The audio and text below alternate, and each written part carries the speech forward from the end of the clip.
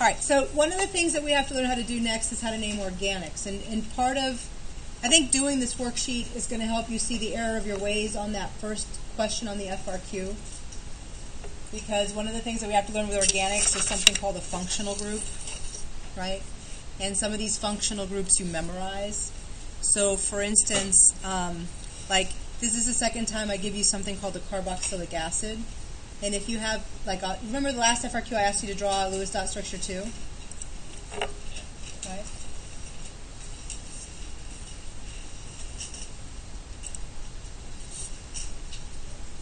What? Okay.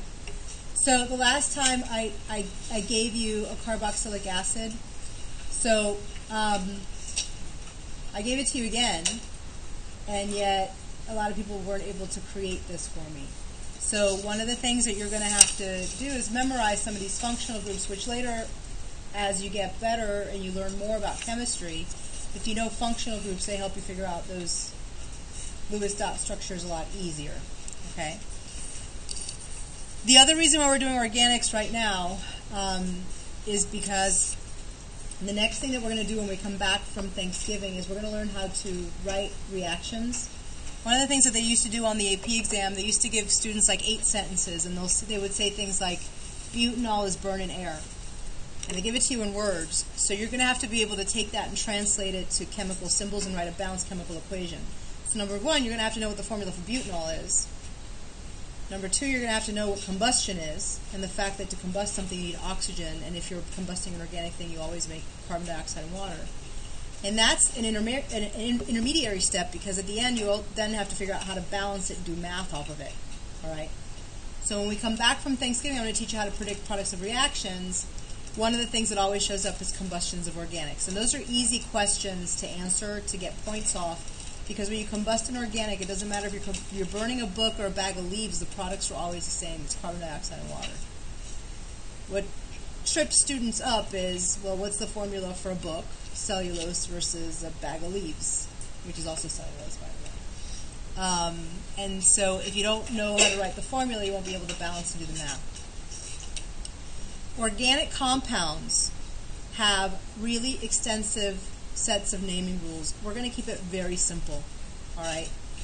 And that's because the College Board doesn't, this is a general chemistry class, not an organic chemistry class. When you go to college, you're going to do a year of general chemistry and then a whole year of organic chemistry. When I was in organic chemistry, the entire first month of that class was dedicated to naming rules. When carbon forms compounds with hydrogen, because it can make different size chains, it makes millions of compounds. And those compounds all have different chemical and physical properties, and it makes millions of compounds. They may all have single bonds, you might have double bonds, triple bonds, you might have a combination of the two. And so the naming gets to be really hairy, okay? So we're going to start really simple. We're not going to get too difficult with this, all right? But I do need you to know some. So yesterday when I was reading the FRQs, I was a little bit perplexed with one of those questions. I gave you a compound. Remember the backside had like 5 different compounds, and one was called methanol with an O, and another one was methanal with an A. The questions dealing with methanal, people were writing an O. Those are different compounds, totally different properties. So you're going to have to be able to keep that straight and know what the difference is. All right, so let's start with just some simple hydrocarbons. I'm going to teach you how to name simple hydrocarbons first, and then we'll talk about how to do some branch chains, because there's some numbers in these names that we have to think about. And then we'll get to the functional groups. I don't think we're going to get to this today. We probably will get to it at the beginning of the period tomorrow. All right? And it might help for you to have a pencil or a highlighter or something while we're doing this. Okay? All right, so first things first, you have to know what the word hydrocarbon means. Hydrocarbon means that there's only 2 elements in that sucker. Look at them. Hydrogen and carbon. And unfortunately, I apologize, the printer didn't do a good job of like reproducing some of these pictures. So if you want to fill in the lines on this picture right here for pentane, that might be helpful. So, they're all single, yeah, straight lines. All right, so a hydrocarbon contains only carbon and hydrogen. All right, so when you're naming these things, and I gave you the name, you can draw 2 different formulas. In all honesty, this formula here is not really preferred. It's not as good as a structural formula. Organic chemists prefer to look at structural formulas because, if you recall the FRQ yesterday, looking at the picture made a big difference in telling you like differences in surface area, right? That then dictated in the different chemical and physical the physical properties particularly, right? Can you really tell surface area by looking at a formula like that? No, you really can't. Okay. Can you tell whether something has single, double, or triple bonds just by glancing at this really quickly? No, not a formula written like CH3, CH23, CH3. If you glance at the actual structural formula, the drawing, it's quick to see that sucker only has single bonds. It's a long chain, right? It's got a big surface area. So the structural formula is a preferred way for the organic chemist to look at these things, all right? Okay, so the first thing that you do when you name these things is organic chemistry is all revolving around carbon, right? So you find the longest chain of carbons in that structure. All right, I'm going to circle them. We can highlight them. Might be easier for you to see. That's the longest chain of carbons right there. How many carbons is that? 5. So we're going to use prefixes, right? And the prefixes are listed here. What's the prefix for 5? Pent. That's where that part of the name comes from. All right? And then the last part of the name, the suffix, comes from the family that this compound belongs to. All right? So there's 3 basic families for hydrocarbons. There are what we call the alkanes. The alkane are chains that have single bonds. There is the alkene. These are chains with double bonds. And then there's the alkyne, which are chains with triple bonds. All right? So what kinds of bonds do you see between the carbons? Single. So what family does it belong to? Alkane. So if it's an alkane, you use the suffix -ane, right? It's right here in number 2. If it's an alkene, you use the suffix -ene at the end of the name. And if it's an alkyne, guess what suffix you use? -ine at the end of the name. So this is pentane. All right? Okay, let's take a look at the next one. I gave you the name and the structure. What's different now with this name? It's pent. Why is it pent? Because there's 5 carbons, right? What kinds of bonds do you see between the carbons? Mostly single bonds, but somewhere in there is a double bond. So what do you put at the end? -ene. All right, now there's something extra here in this name. What do you see? You see a 2 in front. Well, what's that 2? What does that refer to? All right, well, that refers to the position of the carbon, the double bond. Okay, the carbon double bond. When you go and identify the longest branch, what we call the parent chain, you should go back and then number the carbons. And the way that you number the carbons is you usually start on the end that's closest to where that double or that triple bond is. All right? So this carbon down here would be called carbon number 1. This one would be called carbon number 2, number 3, number 4, number 5. Well, what carbon is that double bond attached to? The second one. That's where that 2 comes from. So you do 2-pentene. That's the name. All right?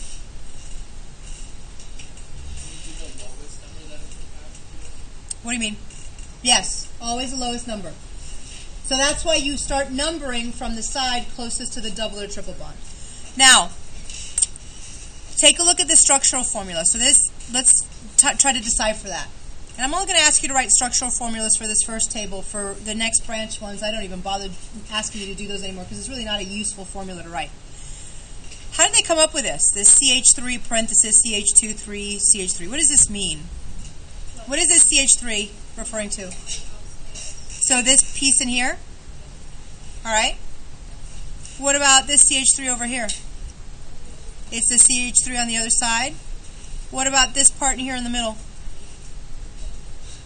Well, don't you have CH2 repeating 3 times? That's what that refers to. Okay? All right, now, let's take a look at the prefixes before we name the next guy. So the next guy has how many carbons? 2. All right, so what's the prefix for 2 according to this little table up here? Eth. So we're going to use eth. Well, what kind of bonds do you see there? Triple, so what family does this belong to? Ethyne. Does it matter if I number this 1 or 2 or 1 or 2? No. So in either case, what would the number in front be? 1, right? Because it's attached to the first carbon. You always go to the lowest number. Do we really need the number in this case? No. Because there's only one place where that triple bond could be.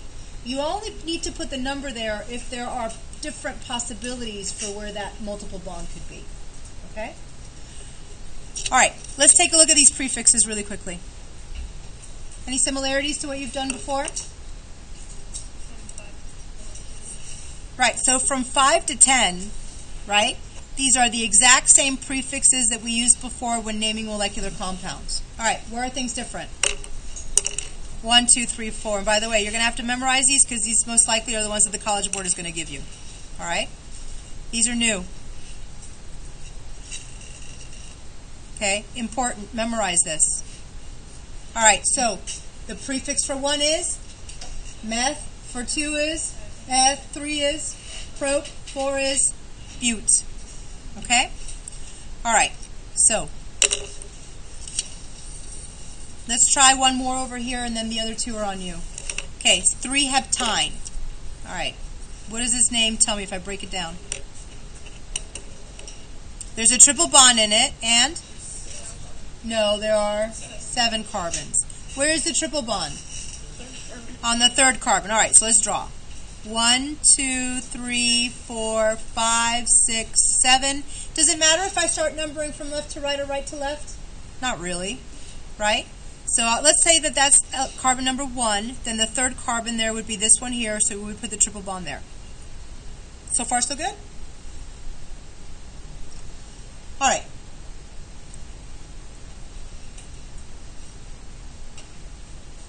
When we're drawing Lewis dot structures or any structural formula, what do you have to remember? How many bonds does carbon have to have? 4. How many does oxygen have in these formulas? 2. How many does hydrogen have? 1. All right? Take a look at that carbon right now on the far end. Does it have the right number of bonds? Okay, so how many more bonds does it need? 3 more. So I'm going to draw 3 lines. I'm going to draw them at 90-degree angles, but you guys really know that that's really tetrahedral, right? What's on the other side of that line? H. Take a look at that carbon right there, carbon number 2. How many more lines does it need in that picture? 2 more. What's on the other side of those lines? How about carbon number 3? Leave it alone. How about carbon number 4? Leave it alone. Carbon number 5? 2 more hydrogens. Carbon number 6? 2 more hydrogens. Carbon number 7? 3 more. Like that? Okay. Yes, Devin. You could have. Listen, if you imagine this as being like a string, like I could have taken that string and just physically grabbed it and moved it to the opposite, like flipped it over, right? It's the same string. Let's skip these for a moment. You guys can fill these in on your, like, later. Let's go down to the branch chains, because I'd like to at least record this before the end of the period. How much more time do we have? Like 5 minutes? Okay. Let's talk about branch chains really quickly. All right, so here you'll notice that these above were just nice straight chains. Now we're starting to add branches that come off the main parent. All right, and look at the name. This is 4-ethyl-3,5-dimethyl-non-A. All right, so that's a mouthful. Yeah, exactly. What? All right, so the first thing that you have to do in naming these things is you have to figure out where the longest chain is. And I want you guys to look up for a second, okay? The longest chain could just be this straight shot right there. Or sometimes you might actually have to, and you're going to have to count. You might have to count and see whether going this way, this way, this way, this way, and down that way might be the longest chain, where this is the trunk and that's a branch, all right? It's not always the thing that's all in the 180-degree angle that's the trunk, all right? But we just have to count, right? So let's see. 1, 2, 3, 4, 5, 6, 7, 8, 9 carbons. Keep that in the back of your head, all right? versus 1, 2, 3, 4, 5, 6, 7, 8. What's bigger? 9. So we're going to go with the longest trunk that we can make. And that's the longest string of continuous carbons you can make. But sometimes it could be that maybe going down this way might be the longest string. Okay? Going this way and down might be the longest string. You don't know. All right. We're going to number them. Again, we're going to number, but here we don't have like a double or a triple bond to figure out what end to start numbering from, right? We're going to number them instead from the side closest to the branches, right? Which is which side, left or right? Okay, so it's going to be carbon number 1, number 2, number 3, number 4, number 5, 6, 7, 8, 9. Okay? All right, you notice that there's a branch here? How many carbons in that branch? 1. What's the prefix for 1? Meth. How about over here? Is that also a 1 carbon branch? What's the prefix for 1? Meth. How about here? How many carbons there? What's the prefix for 2? So when they're branches, we're going to tack on -il at the end. So methyl, ethyl, methyl. All right? Let's take a look at the name. What do they do? 4-ethyl 3,5-dimethyl nonane. So where does the nonane bit come from? It's a 9 carbon, and what do you notice about the bonds between those carbons? They're all single bonds. All right? So that's where that comes from. All right. When they go to name the branches, they put ethyl in front of methyl. How come? Because the alphabet says so, right? You do them alphabetically. All right, well, where was the ethyl group? On which carbon? On the 4th. So that's why you start with 4-ethyl, right? Where are the methyl groups? 3 and 5. So then you write 3, 5 dimethyl. Why dimethyl? Because there's 2 of them. All right? Yes?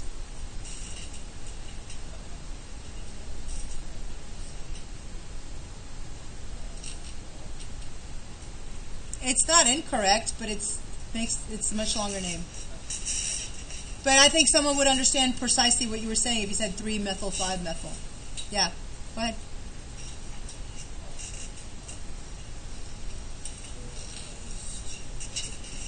Uh-huh.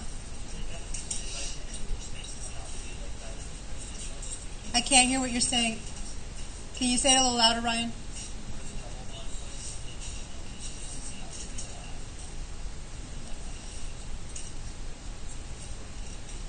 Where here?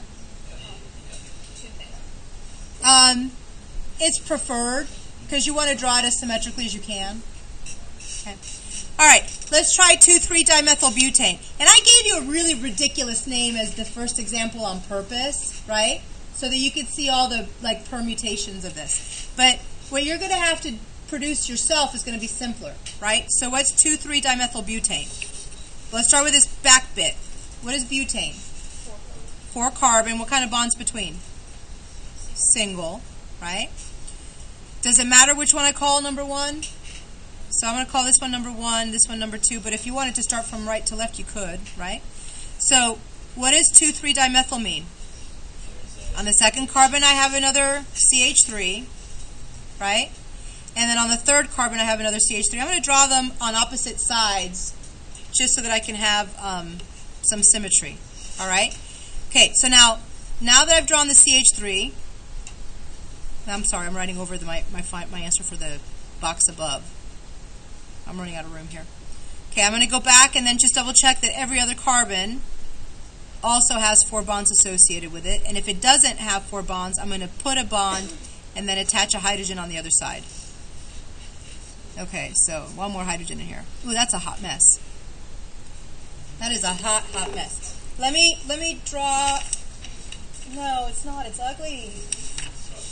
It's ugly. It's ugly. There's got to be a better way to draw it. That is ugly. Okay, let me just. You could draw it. You could just start by drawing. For instance, okay. So the parent looks the skeleton looks like this without the hydrogens. That's a little bit easier to look at. Huh? No, you would really have to go back in and put in the hydrogens. I just needed a bigger space to do it. Okay. Well, sometimes they just draw sticks, and they don't draw the carbons at all. And then they definitely don't put the hydrogens in at all. You're supposed to assume that they're there. Okay. Or they'll draw like a geometric shape, and you're supposed to know the vertices are the carbons. Okay. All right. So now, what can we say about surface area for these branch chain things? Huh? Is the surface area bigger? No. If you want to make a lot of like London courses, you want nice straight chains. The second you start making things compact and more circular in nature, you're minimizing your surface area, right? So these things are going to have totally different properties. Okay? No. If you become more like a sphere, you minimize your surface area. Okay? All right, so we'll finish the backside tomorrow. Please bring your textbook so we can do page 1098 together.